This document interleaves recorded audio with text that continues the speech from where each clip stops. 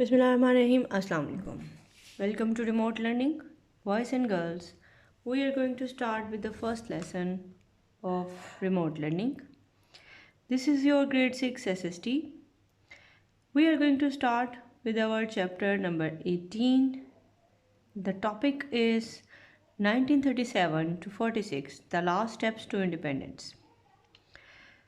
Before I start, I would like to advise you people to keep your copies, books, and your stationery items with you so that we may do the written work after completing this reading along with the explanation.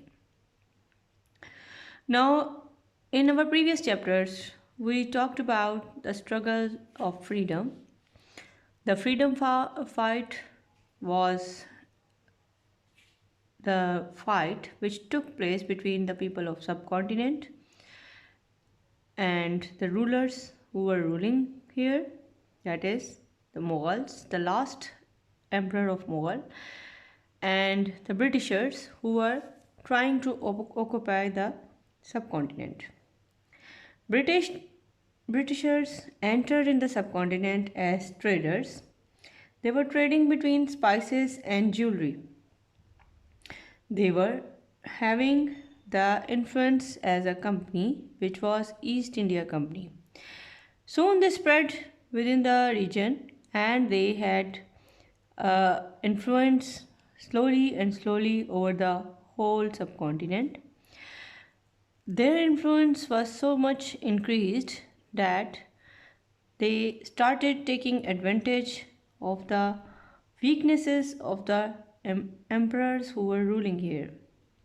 Finally, due to their own weaknesses, the rulers they just lose their rule due to their negligence, carelessness, lack of education, incompetency, and the incapable kids. Now, there were so many other reasons. They were not fond of learning, they were not fond of education, they were more prone towards the art. Their trend was towards the artistic nature. They were fond of building the grand buildings. Moreover, there were so many other factors which resulted in the freedom fight, and ultimately the last Mughal emperor lost his rule within the subcontinent, and there was the start of the fight for freedom from the people of subcontinent. First of all, people did not, the Muslims especially, they didn't accept the Britishers as their ruler, but slowly, gradually, Sir Syed Ahmad Khan just tried to make a good connection between the Britishers and the local rulers. They tried to convince the Muslims that the science and the aliens, they were not new things. The science and technology were not aliens actually. They were advised by him to learn so that they may be able to compete with their enemy and they may be able to gain their confidence along with the fine bright past. They can regain it only if they are educated, if they are uh, having certain knowledge, if they are having a good communication with Britishers. So in this chapter we will deal about those steps of independence which were taking place starting from 1937 till 46. Before that, before these years, the Indian National Congress, MU school and colleges, they were found, and Muslims started to fight for their freedom under the uh, advisory role of the leaders of Muslim League, Qaid-e-Azam, Allama Iqbal, Nawab Shaukat Ali Khan, Maulana Muhammad Ali Johar. These were all those leaders, along with the Sir Syed Ahmad Khan. These were all those leaders who tried to convince the Muslim that they must be educated so that they may regain their glorious past. Allama Iqbal, he gave the idea of the separate homeland for Muslims. He was a philosopher, thinker, and poet as well. Through his poetry, he tried to convince the Muslims that they must be aware of their rights, they must be aware of their goal, so that they may fight for it. So let's start with the reading of the chapter. Here we will take the few steps back towards the trace the journey of the independence. In the Second World War, the India again supplied the hundreds of thousands of the soldiers to fight, and these were from subcontinent along with the British. In 1940, the British government made the August offer towards a greater autonomy. Britishers finally wanted to leave subcontinent, but they wanted to leave it as a whole one autonomous unit. But later on, it was not possible. People of the subcontinent they decided to have their separate homelands, especially Muslims and Hindus also. They were trying for their whole own state. This seemed to give an idea that there must be separate states.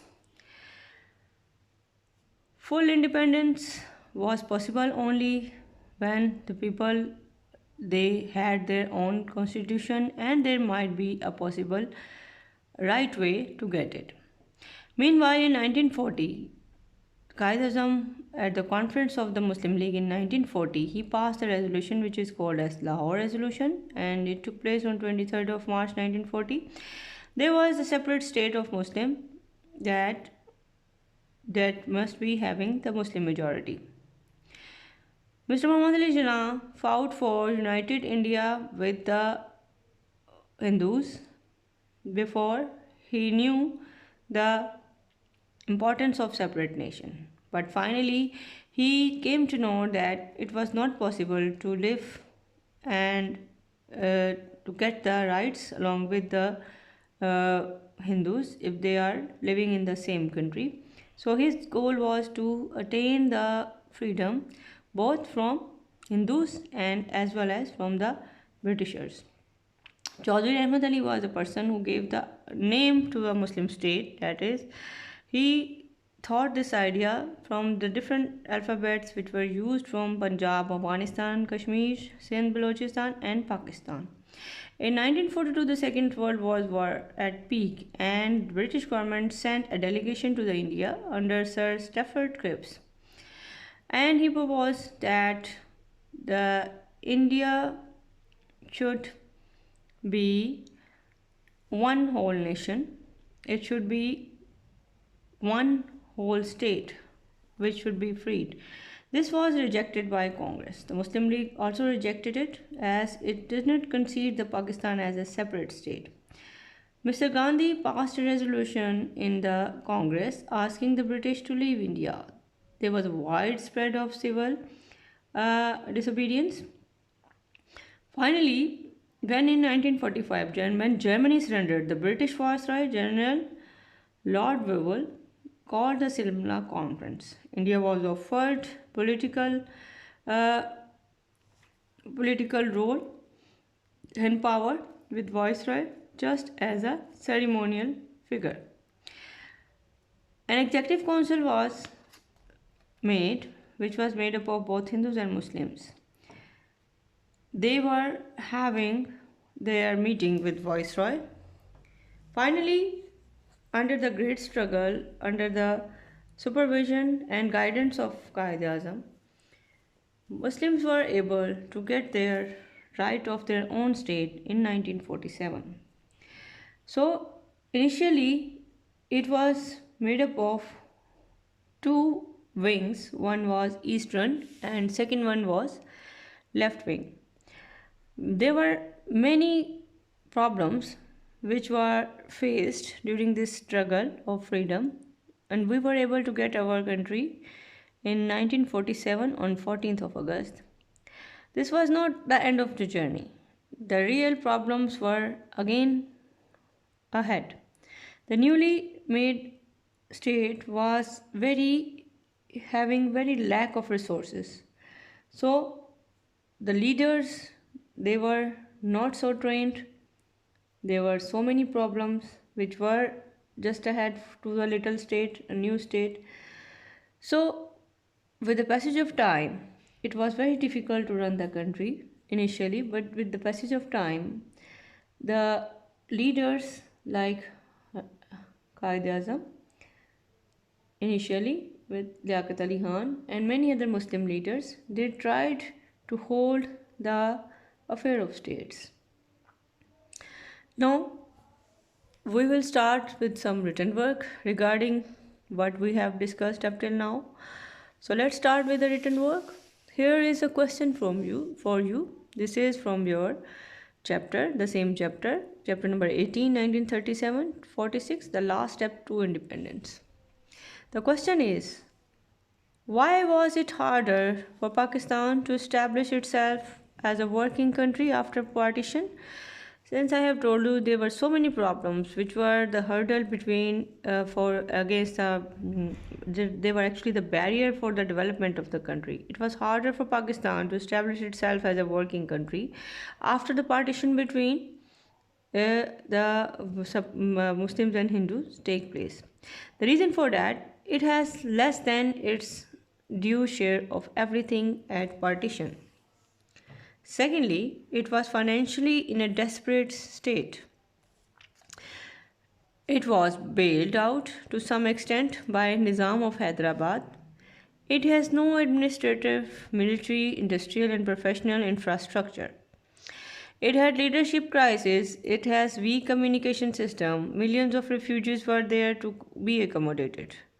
There was a total lack of equipments like the typewriters and official machinery. There was a lack of competitive and trained persons. There was a widespread of corruption and inefficiency of officials. There were a problem of Kashmir. In the same way, poor natural resources were also a big problem. Less number of trained staff and especially the administrators. They were also a big barrier in the development of a new country. And finally, the disasters of the death of Qaid Azam and assassination of Liaquat Ali Khan. This was a great point where the Muslims were quite disappointed initially. But with the passage of time, they tried to build the nation, and more work was done by the leaders, Muslim leaders of a newly born state. So that is all for today, boys and girls. Do your work, submit it in the Google Classroom, and inshallah, we will discuss more about the last steps of independence and the journey of a newly made country, that is Pakistan. Thank you very much. See you soon. Allah Hafiz.